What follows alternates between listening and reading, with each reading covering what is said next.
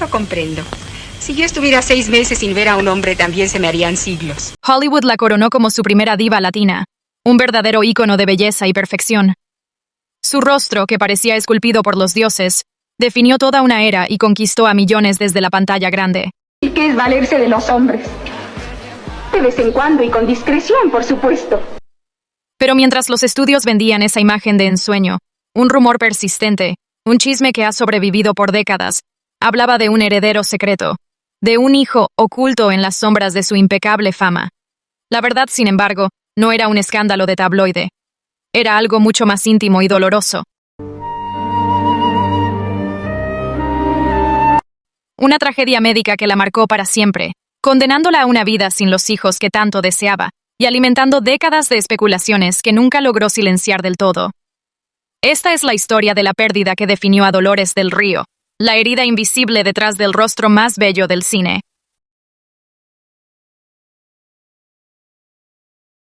Es la crónica de cómo una mujer, a quien le fue arrebatada la maternidad biológica, reinventó su instinto maternal para dejar un legado que va más allá de sus películas.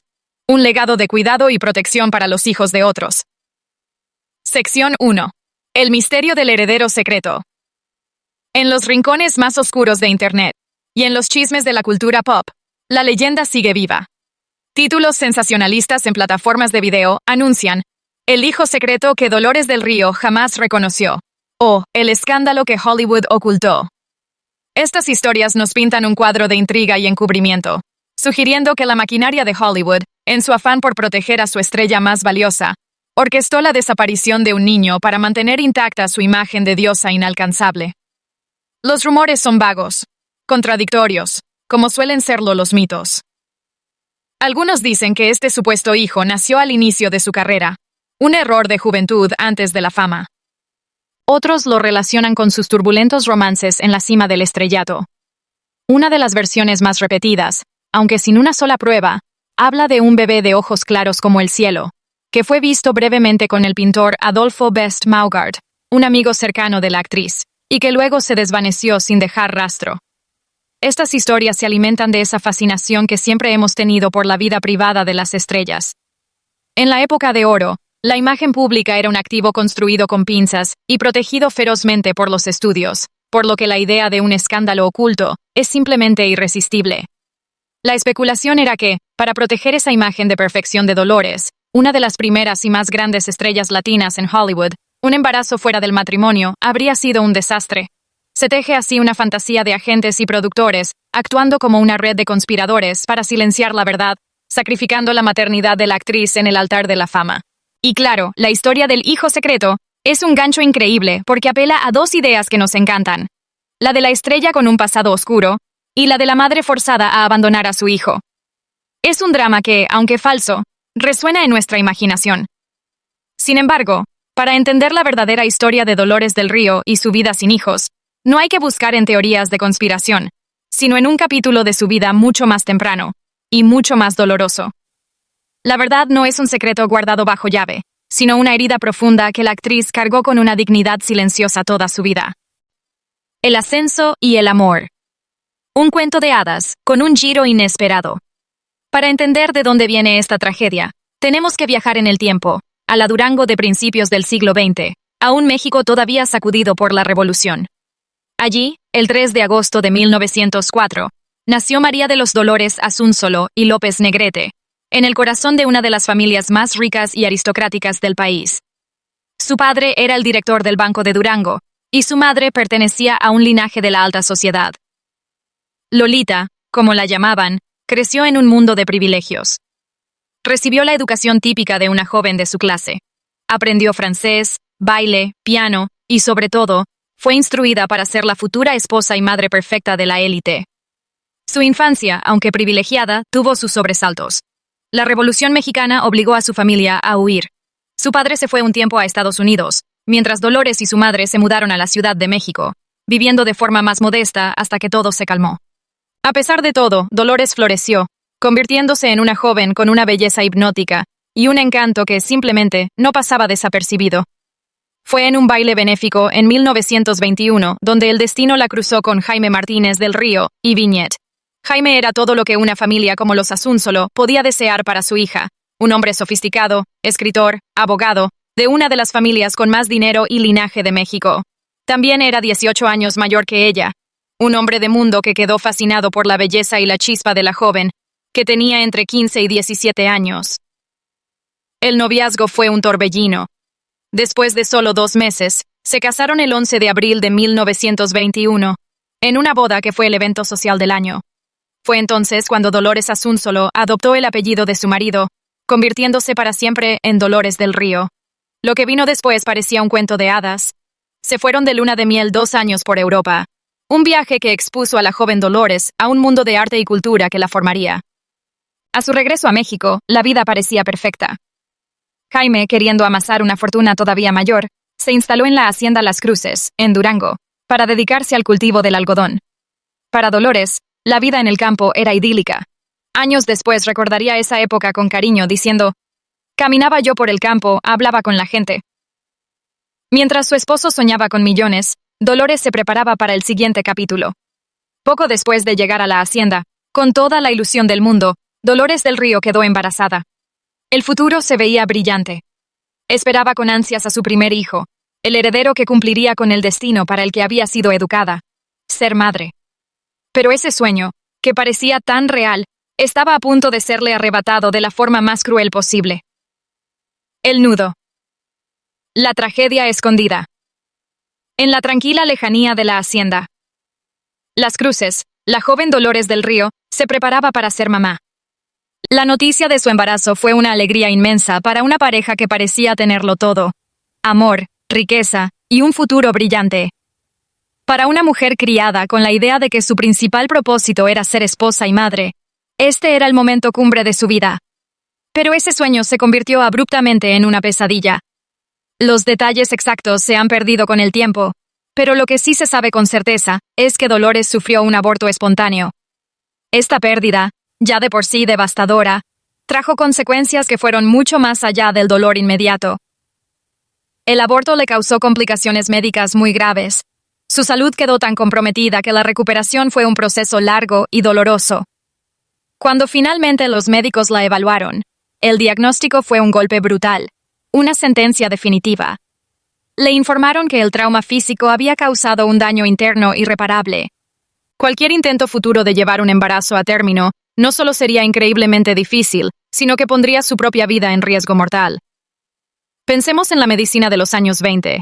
Sin los avances que tenemos hoy, una advertencia así era una prohibición absoluta. Los doctores fueron tajantes. No podría volver a embarazarse. La posibilidad de ser madre biológica, algo que ella consideraba esencial, le fue arrebatada para siempre. Tenía apenas 20 años. El impacto de esta noticia en una mujer joven de esa época y de su posición social fue demoledor. La infertilidad, un tema rodeado de estigma y silencio, la dejó en una situación de enorme vulnerabilidad. El plan de vida que le habían trazado, y que ella había aceptado, se hizo pedazos.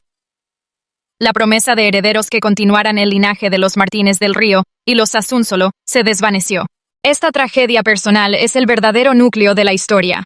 Así que no hubo un hijo secreto escondido por Hollywood. Tampoco eligió su carrera por encima de la maternidad. Lo que hubo fue un evento médico catastrófico y un veredicto que la condenó a una vida sin hijos.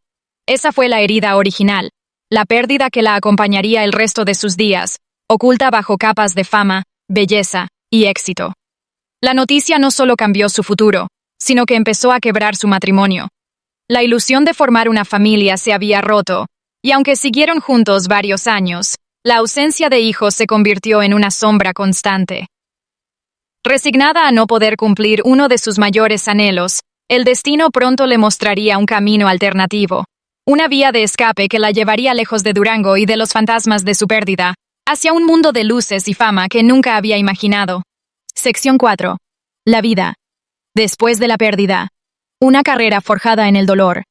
Esa sentencia de los médicos no solo le cerró la puerta a la maternidad, también fue el principio del fin de su primer matrimonio. La tragedia, sumada a los problemas económicos de Jaime Martínez del Río, desgastó su unión. Jaime, que soñaba con una vida de lujos financiada por negocios que no funcionaban, no pudo con la presión.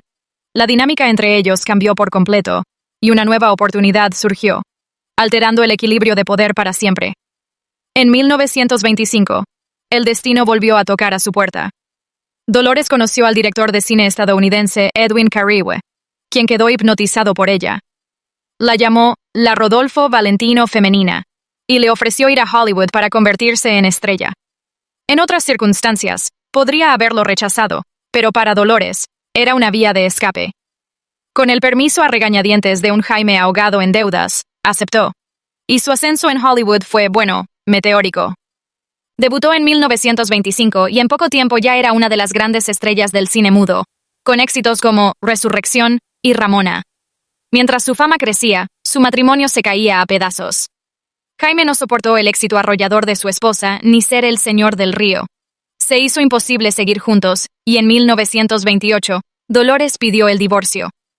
Trágicamente, Jaime murió poco después en Berlín, sumido en una depresión. Dicen que el último nombre que pronunció fue el de ella. Sola y con el corazón roto por partida doble, Dolores se refugió por completo en su carrera. El trabajo se convirtió en su disciplina, su forma de canalizar la energía y sobrellevar el dolor.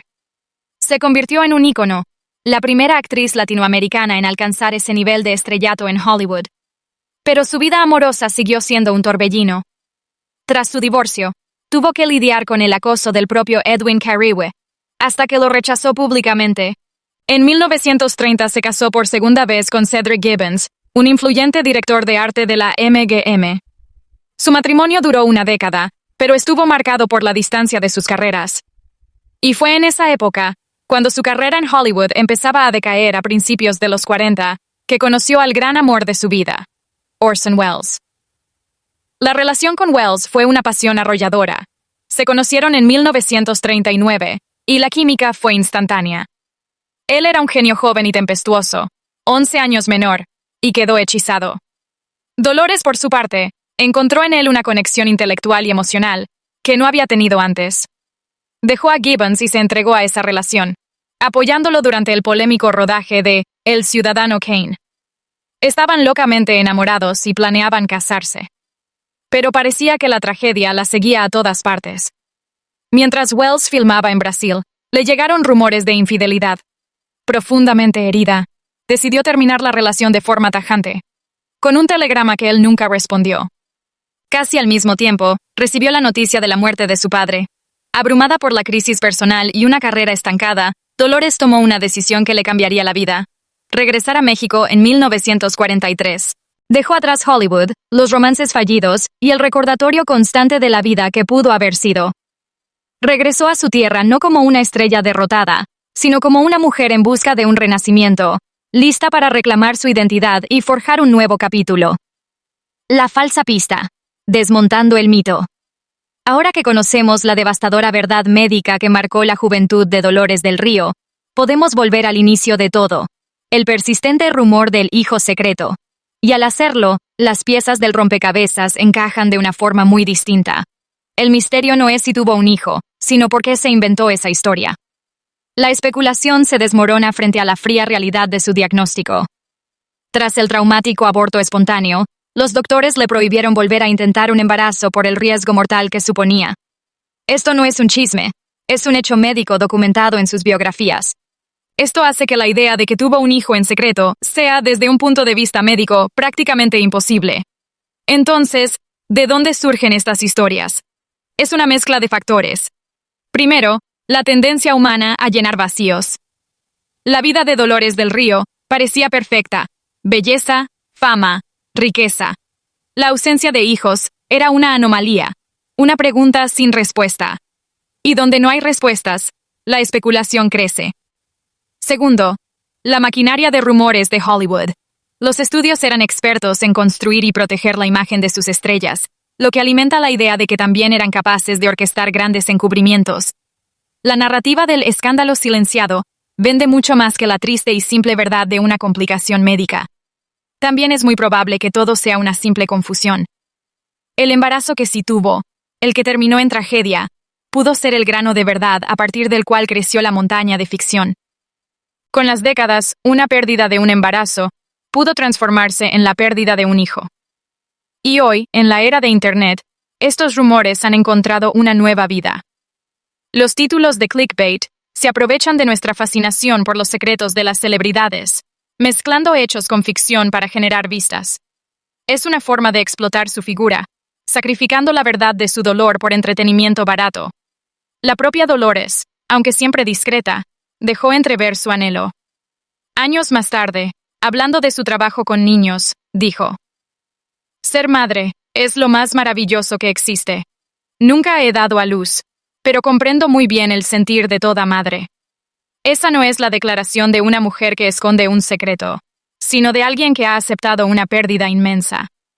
Al final, el verdadero misterio no es dónde está ese hijo que nunca existió, sino la increíble fortaleza de una mujer que, enfrentada a una de las pérdidas más profundas, no se vino abajo.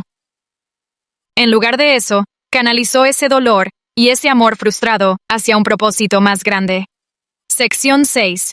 Resolución. El legado maternal de una mujer sin hijos.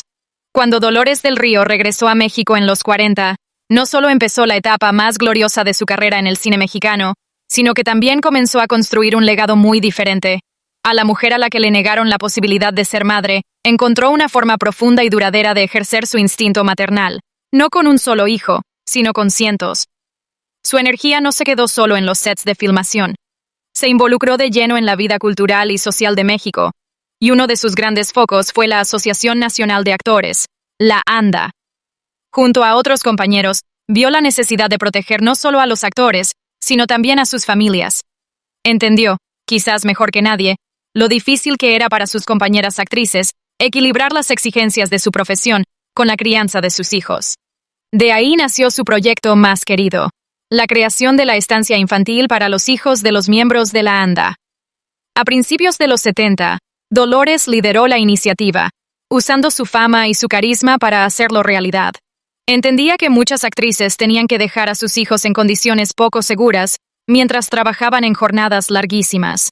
La estancia infantil sería un lugar seguro, un refugio donde los niños no solo serían cuidados, sino también educados con amor. Y Dolores se dedicó en cuerpo y alma. No fue solo la cara del proyecto o una madrina de adorno. Fue la fuerza impulsora, organizando maratones en televisión y eventos para recaudar los fondos. Una vez que la estancia abrió, ella se convirtió en la directora, un cargo que desempeñó con pasión hasta 1981. Su visión fue increíblemente innovadora para la época, incorporando métodos como el Montessori, que se centraba en la autonomía y la creatividad. Ella no quería que fuera un simple lugar para dejar a los niños. Soñaba con que fuera un espacio donde se les enseñara a ser felices.